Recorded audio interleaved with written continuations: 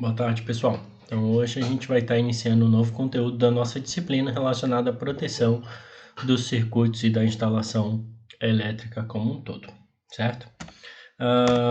Primeira coisa que a gente tem que pensar quando a gente trabalha com proteção são alguns requisitos básicos que devem ser seguidos para que eu tenha um bom sistema de proteção, tá? O primeiro deles está relacionado à seletividade, tá? Seletividade está relacionado ao meu sistema analisar ele como um todo, né? E quando ocorrer um defeito, certo? Que esse defeito seja neutralizado, tirando a menor parte possível do todo da instalação elétrica, né?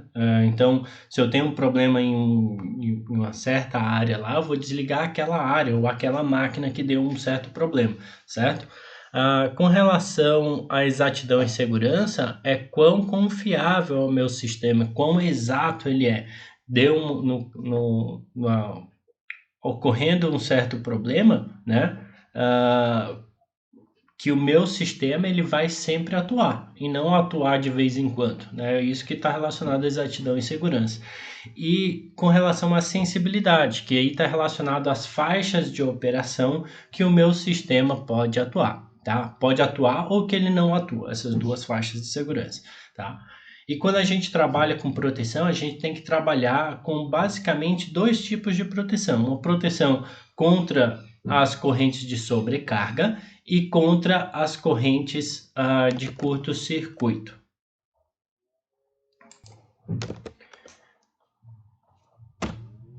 Então, a gente vai falar de um primeiro componente que seriam os fusíveis, tá? Os fusíveis ele tem como principal função e aplicabilidade em instalações elétricas como proteção contra correntes de curto-circuito, tá? A gente vai ver que ele também poderia e pode desenvolver outro tipo de proteção com relação à sobrecarga, mas normalmente eles estão relacionados a curto-circuito.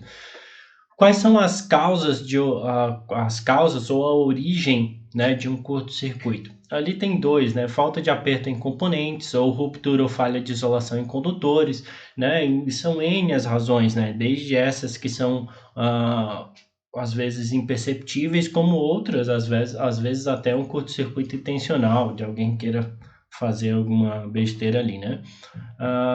Mas basicamente o curto-circuito ele está relacionado a você fornecer um caminho de baixa impedância para a corrente elétrica, né? Ocasionando assim uma grande dissipação de energia em um curto período de tempo, né? E esse é o grande perigo do curto-circuito, que aí pode danificar equipamentos, pode danificar a instalação como um todo, como os cabos, etc., né? Ou até machucar alguém, que é o maior dos problemas que nós temos, tá? Então, os fusíveis eles vão atuar protegendo as linhas alimentadoras e os próprios dispositivos que estão ligados à instalação elétrica como um todo. Tá? Normalmente essa operação é baseada, normalmente não, sempre, ela é baseada num elemento fusível, né? Eu tenho um elemento metálico ali que ele vai suportar uma corrente até um certo limiar, que eu vou chamar de corrente nominal, e passando desse limiar e segurando essa corrente que passar desse valor por um certo intervalo de tempo, ele vai romper esse elo fusível, né?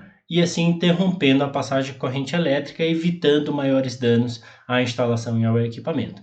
Normalmente esse elo fusível ele é de um desses materiais que estão aí listados, o cobre, a prata, chumbo ou uma liga metálica específica para este fim.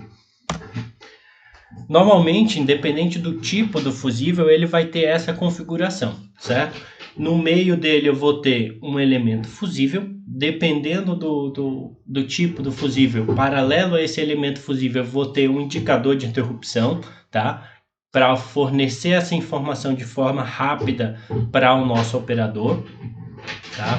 A gente vai ver nos dois tipos de fusível, a gente vai ver mais para frente onde eu verifico isso, tá? Essa parte interna dele, além do corpo, além do elemento fusível e do indicador, eu vou ter um meio extintor, que pode ser o ar, como aqueles fusíveis de vidro que todo mundo já deve ter visto em equipamentos eletrônicos, ou então ele pode ser uma areia, né, que quando a gente aumenta um pouco a corrente do fusível, normalmente é o que é utilizado, uma areia de quartzo. né?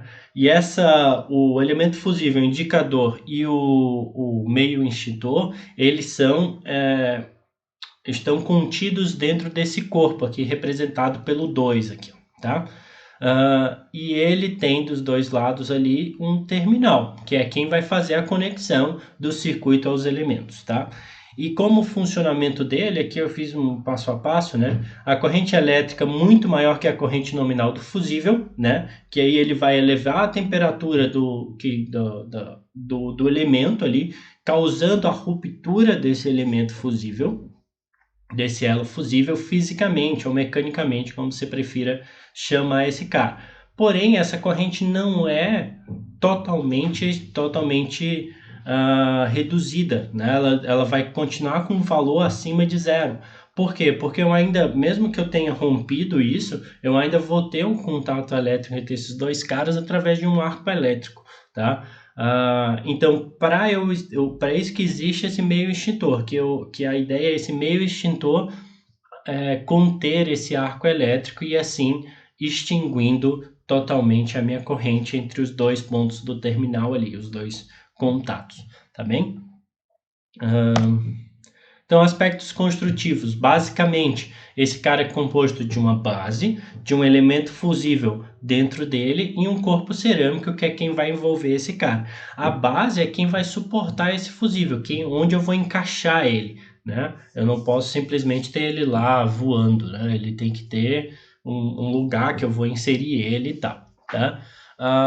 O elemento fusível, pessoal, como eu falei, ele é metálico, só que não é qualquer metal que vai servir com essa função, né? Então, ele tem que ser um metal específico, ele tem que ser um metal homogêneo e ele tem que ter uma grande pureza para que eu consiga calibrar ele para a função específica, para uma certa corrente de atuação dele, certo?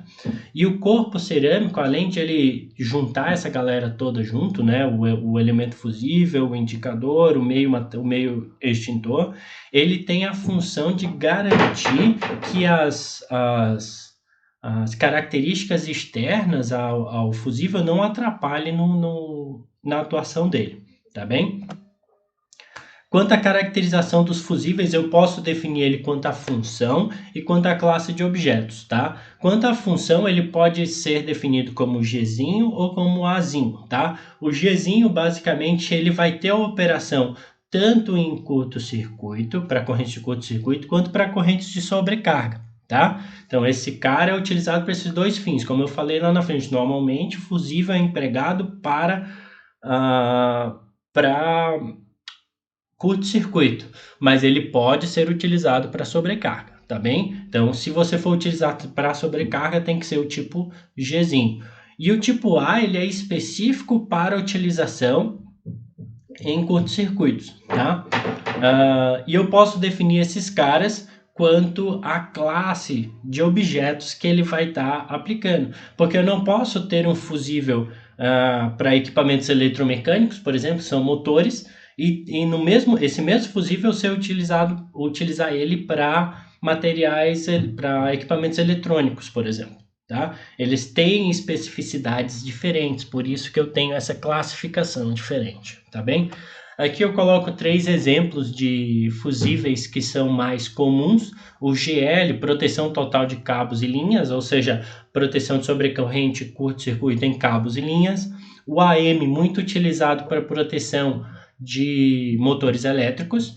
O AR para equipamentos eletrônicos, tá? Um primeiro tipo de fusível que a gente vai estar falando aqui é o fusível tipo D, de diametral, de diazete, né? Eu acredito que esse cara foi primeiramente produzido pela Siemens, tá? Ele é utilizado tanto em residências quanto em indústria por causa da sua larga faixa de aplicação de corrente, né? De 2 até 63 amperes. Ele tem uma capacidade de ruptura de corrente de curto-circuito até 50.000 amperes, 50 kA. E a tensão máxima de atuação dele até 500 volts, tá? Então aqui tem um esquemático dele, vocês vão ver, dá para perceber que esse cara aqui não foge muito daquele outro esquema que a gente mostrou aqui, né? Basicamente o mesmo, só vai mudar ali a configuração ali, mas ele tem as mesmas as mesmas questões, mesmos pontos, tá? Um dado interessante, né? Aqui são 5 fusíveis de AZ, né? De correntes diferentes. E o interessante, pessoal, de ver, ó, tá vendo essa bolinha que fica aqui em cima do fusível, né? Eu tenho essa conexão e tenho uma conexão de cima, né? E se você olhar aqui em cima, ele tem várias cores diferentes, né? Aí você pode pensar, ó, fica bem bonito, né? Colocar bem colorido lá no meu painel de comando e tal, meu painel de comando e força.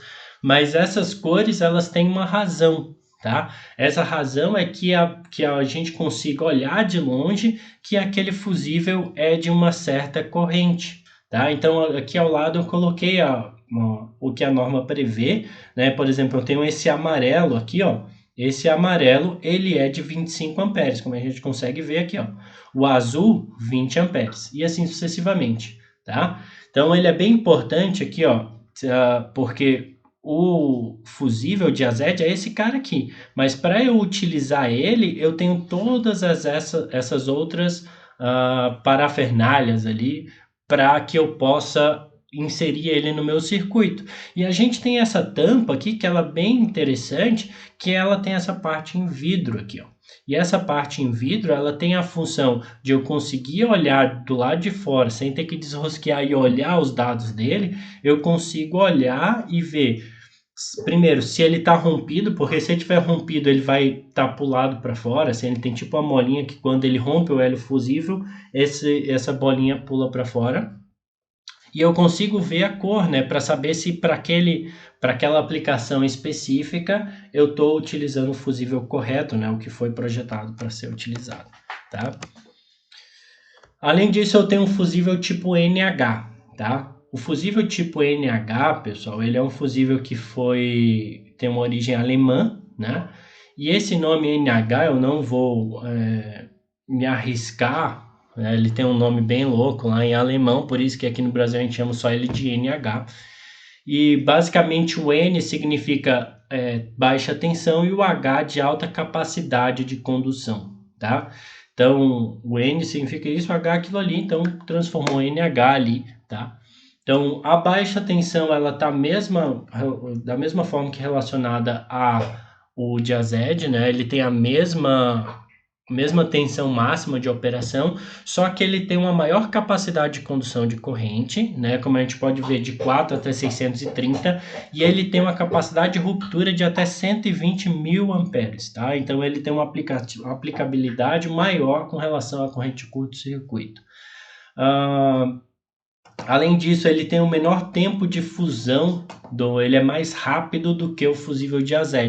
Então, ele fica menos tempo exposto a uma possível corrente de curto-circuito. Então, ele protege melhor o meu circuito, né?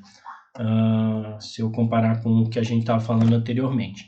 Então, o fusível NH está aqui, tá? Ele tem essa disposição, tem os dois contatos, né, de um lado. Ele é como se fosse uma faca, aqui na foto vocês conseguem ver, né? Ele tem esse cara e esse cara, tá?